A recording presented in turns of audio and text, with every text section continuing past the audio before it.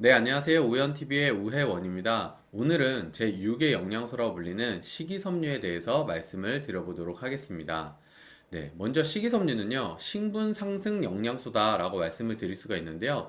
여기 보시는 것처럼 흡수가 안 된다라고 이야기를 해가지고 우리 몸에 소화하고 흡수가 안 되다 보니까 영양학적 가치가 전혀 없다. 이렇게 되게 천대받는 영양소였어요. 근데 식이섬유가 하는 역할들이 점점 밝혀지게 되면서 이제는 무려 제6의 영양소다라고까지 이야기하는 신분 상승이 됐다라고 말씀을 드릴 수가 있습니다.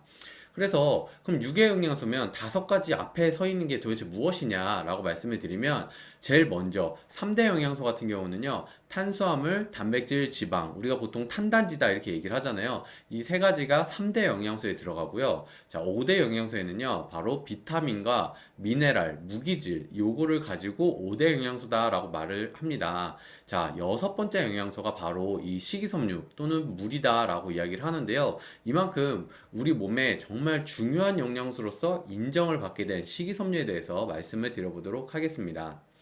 자, 식이섬유라는 거는 여러 가지 용어를 갖고 있어요. 뭐 섬유질, 섬유소, 화이버 이렇게 여러 가지 용어로 불리게 되는데요. 정의를 조금 말씀을 드리면 사람의 소화효소로서 소화가 되지 않는 난소화성 탄수화물이에요. 그래서 식이섬유는 탄수화물의 일종인데 우리 장에서 소화를 시킬 수가 없는 물질이다라고 말씀을 드릴 수가 있습니다. 근데 이 식이섬유는요, 뭐 채소라든지 과일이라든지 아니면 해조류라든지 이런 것들에 정말 많이 들어있는 섬유질이다라고 말씀을 드리는데요. 자, 이 식이섬유의 여러 가지 역할들은요, 대표적으로 많은 분들이 알고 계실 거예요. 자, 이렇게 화장실, 그 배변 활동에 도움을 준다라는 것은 대부분의 식이섬유의 역할로서 알고 계시는 부분이라고 생각을 합니다. 자, 그거 외에는요, 우리 몸의 혈관의 콜레스테롤을 개선을 시켜주고요. 그 다음에 혈당을 조절을 해주고요. 그 다음에 다이어트에도 도움을 주고요. 납, 카드뮴 같은 이런 우리 몸의 중금속 물질이 있잖아요. 이 중금속 물질은 우리 몸에서 잘 쉽게 배출이 되지 않는데 이 중금속 물질을 우리 몸에서 배출시켜주는 그런 영양소로서 식이섬유가 하는 역할을 하고요. 그다음 여기 보시는 것처럼 장 건강을 튼튼하게 만들어주고 우리 면역력을 올려주는 데도 도움을 주는 게 바로 식이섬유가 하는 역할이다라고 말씀을 드립니다. 자, 그래서 식이섬유 같은 경우는 권장 섭취량이 있는데요. 우리나라에는 여성, 남성 해가지고 20g에서 25g 정도를 하루에 권장 섭취량으로 정하고 있고요. 미국의 FDA 같은 경우는 하루에 최대 35g, 그리고 WHO, 세계보건기구에서는 최대 40g 정도를 식이섬유의 권장 섭취량으로 많이 이야기를 하고 있습니다. 자, 근데 이 식이섬유에는요, 크게 두 가지 부류로 나눌 수가 있어요. 바로 수용성 식이섬유와 불용성 식이섬유인데요. 여기서 말하는 수용성이라는 것은 이 식이섬유가 물에 녹는 거고요. 불용성은 물에 녹지 않는 것을 이야기합니다. 오해하지 않으셔야 되는 건 수용성 식이섬유가 물에 녹는다고 우리 몸에 소화가 되는 것은 아니다. 식이섬유 자체는 우리 몸에 소화가 되진 않지만 물에 녹을 수도 있다. 이렇게 이해를 하시면 조금 쉬울 것 같습니다. 자, 수용성 식이섬유의 여러 가지 역할들을 조금 말씀을 드릴 건데요. 가장 첫 번째 역할은요, 바로 이 단단한 변을 부드럽게 만들어주는 역할을 하는 게 이 수용성 식이섬유의 첫 번째 역할입니다. 자, 그러다 보니까 변을 묽게 만들어주면 아무래도 장에 여러 가지 심각한 자극, 안 좋은 자극들이 좀 덜하게 되겠죠. 그리고 배변 활동에도 도움을 주기 때문에 이렇게 대장암 발병 예방에도 도움을 줄 수 있다라고 말씀을 드릴 수가 있습니다. 자, 수용성 식이섬유의 두 번째 역할은요, 포만감을 증대시켜준다라고 말씀을 드리는 건데요. 여기 보시는 것처럼 식이섬유가 수분을 만나게 되면 뭉쳐져서 엄청나게 큰 팽창이 되게 됩니다. 그래서 이 팽창이 되는데 젤리처럼 이렇게 팽창을 하게 돼요. 그러니까 말캉말캉 하면서도 부피가 커진다라고 말씀을 드릴 수가 있는 거죠. 그러다 보니까 이 배 속에서 식이섬유가 커져가지고 우리 장을 채운다. 이렇게 보면 어떻게 될까요? 우리가 포만감을 느끼게 되겠죠. 배부른 것처럼 느끼게 되는 거예요. 그래서 식사량을 조절하는 데 도움을 준다라고 말씀을 드립니다. 그래서 다이어트 하시는 분들은 식이섬유를 꼭 많이 챙겨 드시면 내가 평소에 식욕이 막 많이 넘치고 막 뭔가 계속 먹고 싶은 그런 부분들을 조금 줄여나갈 수 있기 때문에 다이어트 하는데 많은 도움을 받을 수 있다고 말씀을 드립니다. 자, 수용성 식이섬유의 역할 세 번째는요, 바로 당 흡수를 지연시켜주기 때문에 혈당 조절을 해준다라고 말씀을 드리는 건데요. 여기 보시는 것처럼 우리가 평소에 탄수화물이라든지 아니면 당이 많이 들어있는 것들을 음식물로 섭취를 하게 되면 우리 몸에서 인슐린이라는 성분이 분비가 엄청나게 많이 나오게 되면서 혈당이 급격하게 상승이 되는 그런 상황이 많이 발생이 되는데요. 그런 부분들에 있어서 소장에서 탄수화물 흡수를 지연시켜주는 그런 역할들을 한다라고 말씀을 드립니다. 자, 네 번째 역할과 세 번째 역할 조금 비슷하게 겹치는 부분인데요. 네 번째 역할은요. 콜레스테롤을 흡수를 억제시켜주고 저하시켜주는 역할을 한다라고 말씀을 드려요. 여기 보시는 것처럼 이렇게 혈관에 여러 가지 안 좋은 물질들이 많이 지나가다가 쌓일 수가 있는데 이 혈관을 이렇게 식이섬유가 코팅을 해주는 겁니다. 그래서 내벽을 코팅시켜 주다 보니까 이 내벽을 통해서 여러 가지 당이라든지 아니면 콜레스테롤이 막 흡수가 되는 그런 성분들을 저하시켜주는 역할을 하는 거예요. 그래서 콜레스테롤을 결합하고 배출을 시켜줄 뿐만이 아니고 혈압을 조절을 해주기도 하고요. 그다음에 여기 보시는 것처럼 뇌졸중이나 동맥경화를 예방하는 데도 아주 큰 도움을 주는 게 이 수용성 식이섬유의 역할이다라고 말씀을 드립니다. 장 안의 내벽을 코팅을 해주다 보니까 이 코팅을 해주는 만큼 당 흡수도 지연을 시켜주고요. 콜레스테롤의 흡수도 지연을 시켜준다라고 말씀을 드릴 수가 있는 거죠. 자, 여기서 끝이 아니고요. 이 콜레스테롤을 어떻게 감소시켜 주냐면요. 이 식이섬유가 우리 장에 들어왔을 때 우리 간에서 만들어내는 이 담즙산 있잖아요. 이 담즙산과 결합을 해가지고 배출을 하게 됩니다. 자, 그래서 이 담즙산을 배출하다 보니까 우리 몸에선 담즙산을 다시 계속 생성을 해내야 되잖아요. 근데 이 담즙산을 생성해내는 바로 원료가 콜레스테롤입니다. 그래서 우리 몸에 있는 콜레스테롤을 배출시켜주는 것뿐만이 아니고 담즙산을 배출하면서 이 담즙산을 새로 만들어내는 콜레스테롤을 계속 소비하게끔 만든다라고 말씀을 드리는 거죠. 그래서 내 몸 안에 있는 콜레스테롤 수치를 떨어뜨리는 데도 도움을 주는 게 이 식이섬유의 역할이다라고 말씀을 드릴 수가 있습니다.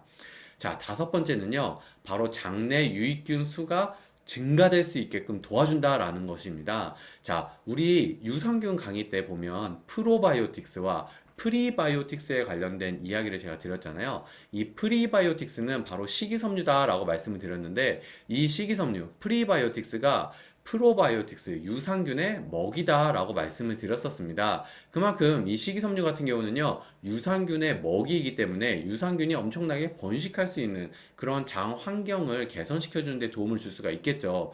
그래서 우리 장 안에 있는 식이섬유가 아주 충분할 경우에는요, 유익균 한 마리가 무려 하루 만에 2,500억 마리까지 증식이 될 수 있다라고 얘기를 합니다.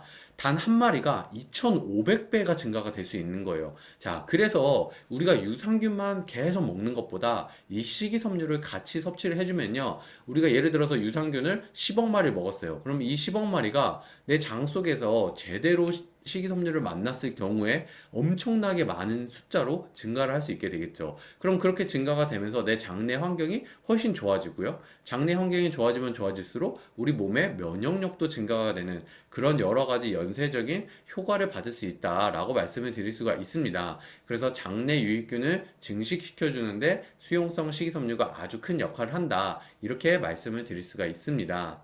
자, 다음은 불용성 식이섬유의 역할인데요. 불용성 식이섬유는요, 물에 녹지 않는 식이섬유잖아요. 근데 이 불용성 식이섬유의 가장 큰 역할 중에 하나는 바로 우리 대변의 양을 엄청나게 늘려준다는 것입니다. 자, 대변의 양을 엄청나게 늘려주다 보니까 우리 변의 배출을 도움해 주는 거죠. 그래서 우리가 보통 많은 분들이 이제 변비라는 거에 변이 잘 나오지 않는 그런 증상들로 고통을 겪거나 힘들어 하시는 분들이 있으시잖아요. 그런 분들에게 이 식이섬유를 권해주면요, 변의 양이 늘어나면서 배출에 도움을 주기 때문에 많은 분들의 변비 해결로 이 식이섬유와 유산균을 권장을 받고 있다라고 말씀을 드릴 수가 있습니다. 자, 두 번째는 이 불용성 식이섬유가 바로 대장 내에 정장 기능을 한다라고 말씀을 드리는데 이 정장 기능이라는 게 뭐냐면 내 장 속에 있는 독소를 배출시켜준다 이렇게 말씀을 드릴 수가 있습니다. 여기 보시는 것처럼 이렇게 독소 성분들이나 뭐 수은, 납, 카드뮴, 비소 이런 우리 몸에 전혀 필요 없는 이런 중금속 성분들을 장 밖으로 배출을 시켜주는 역할을 하는 게 아주 중요한 역할 중에 하나입니다. 우리 몸의 중금속들은 사실 몸에 축적이 되고요. 몸 밖으로 배출되기가 정말 쉽지가 않은데요. 이 중금속을 배출시켜주는 유일한 영양소 중에 하나가 이 식이섬유이기 때문에 많은 분들이 이 식이섬유를 꼭 섭취하는 것을 권장을 드리고 싶습니다. 자, 다음은요. 불용성 식이섬유 역시 대장암을 예방시켜 주는데요. 이게 왜 그러냐면 대장의 변의 양을 늘려준다 그랬잖아요. 이 변의 양이 늘어나면 장에 배출량이 늘어나는 만큼 장에 자극을 주게 되겠죠. 그러면 장의 연동 운동이라고 해가지고요. 장이 꿀렁꿀렁하고 움직이는 이 운동성을 증가시켜주는 역할을 합니다. 그래서 운동이 막 증가가 되면 배변을 배출하는데 속도가 훨씬 빨라지게 되겠죠. 그렇기 때문에 내 장에 안 좋은 독소가 오랫동안 있는 시간을 줄여주게 되는 거죠. 그래서 대장암을 예방하는 데도 도움을 주고요. 그 다음에 장내 독소도 희석시켜주는 그런 역할을 합니다. 그래서 식이섬유 섭취량을 2배 늘렸더니 대장암의 발병률이 40%나 감소했다라는 연구 결과까지 있습니다. 자, 그래서 식이섬유를 충분히 많이 섭취해 주신 것을 꼭 추천해 드리고요.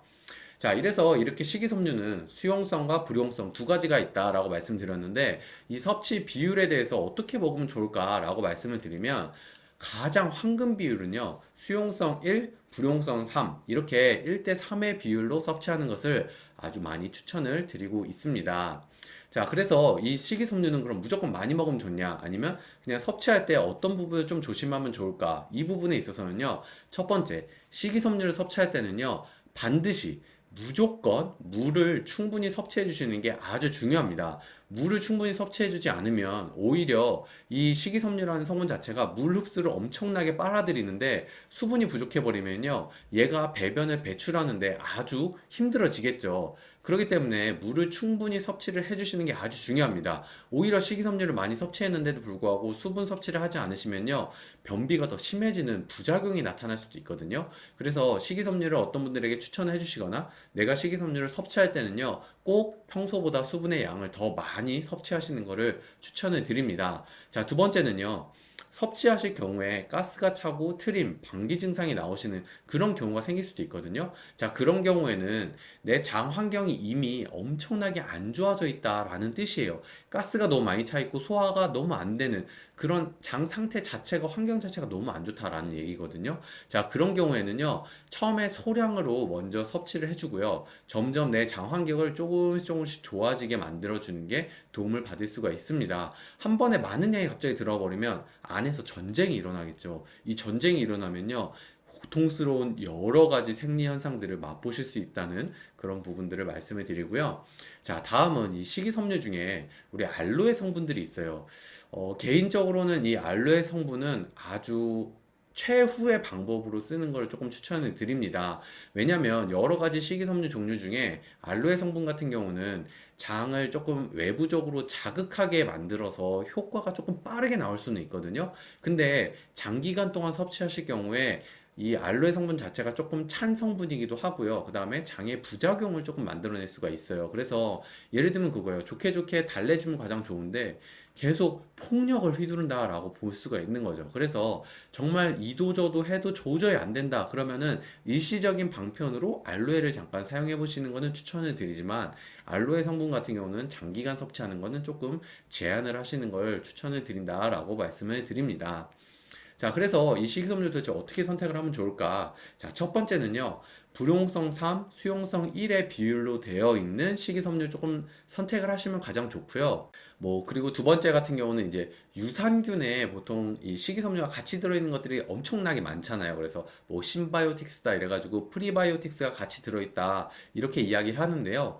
실질적으로 우리 몸에 유산균 안에 있는 프리바이오틱스로는 사실 양이 좀 부족합니다. 그래서 내 장 환경을 조금 빠르게 변화시켜 주고 싶다. 이렇게 이야기를 한다면 유산균과 함께 들어있는 양은 부족하니까 별도의 식이섬유를 추가로 섭취하시는 것을 추천을 드립니다. 자, 세 번째는요. 어떤 원료로 만들었는가 이거를 꼭 보시는 걸 말씀을 드리는데 특히 식이섬유 안에 당류가 같이 들어있는 것들이 있어요. 유산균 안에도 당류가 가끔 같이 들어있는 것들이 있거든요. 저는 그런 제품들은 조금 추천을 드리지 않는 편이고요. 당류가 없는 그리고 괜찮은 원료로 예를 들면 진짜 유기농 농장에서 만든 제품 제품들을 선택하시는 것을 추천을 드리고요. 자, 네 번째는 믿고 먹을 수 있는 역사와 철학이 있는 그런 브랜드를 꼭 선택해서 드시는 것을 추천을 드리고 싶습니다. 자, 실제로 이런 귀리 식이섬유 같은 경우는요, 이렇게 논문적으로도 나와 있어요. 자, 식이섬유 중에서도 귀리 성분이 들어있으면요, 식후 30분경의 혈당 수치가 평소보다 약 20% 낮은 걸 알 수가 있고요. 그 다음에 인슐린 상승도요, 약 33%가 낮기 때문에 이 혈당 수치가 급격하게 올라가는 것을 막아준다라고 이야기를 하잖아요. 이렇게 논문적으로 정말 결과가 나와 있는 이런 제품들을 선택을 해주시면 여러분들에게 큰 더 도움을 받을 수 있다라고 말씀을 드리고요. 함께 섭취하면 좋은 제품에 대해서 말씀을 드리면 첫 번째는 바로 유산균입니다. 식이섬유 자체가 워낙 다양한 역할들을 하지만 이 유익균의 먹이가 되기 때문에 유산균 제품과 함께 드시면 장 환경을 개선시켜 주는데 큰 도움을 받을 수가 있고요. 자, 두 번째는 오메가3입니다. 식이섬유 자체가 콜레스테롤 수치를 낮춰주고 혈관 건강에도 도움을 주기 때문에 오메가3하고 함께 섭취를 하시면 도움을 받을 수가 있습니다. 자, 세 번째는 물을 꼭 많이 드셔야 된다라고 말씀드렸잖아요. 아무 물이나 좀 드시는 것보다는 웬만하면 미네랄이 살아있는, 미네랄이 들어있는 물을 섭취하시는 것을 꼭 추천을 드리고 싶습니다. 제가 오늘 준비한 내용은 여기까지고요. 오늘도 강의가 좋으셨으면 구독과 좋아요, 알림 설정까지 부탁드립니다. 혹시 궁금하신 부분은 댓글로 남겨주시면 제가 최대한 친절하게 답변 달아드리도록 하겠습니다. 그럼 이만 들어보도록 하겠습니다. 감사합니다.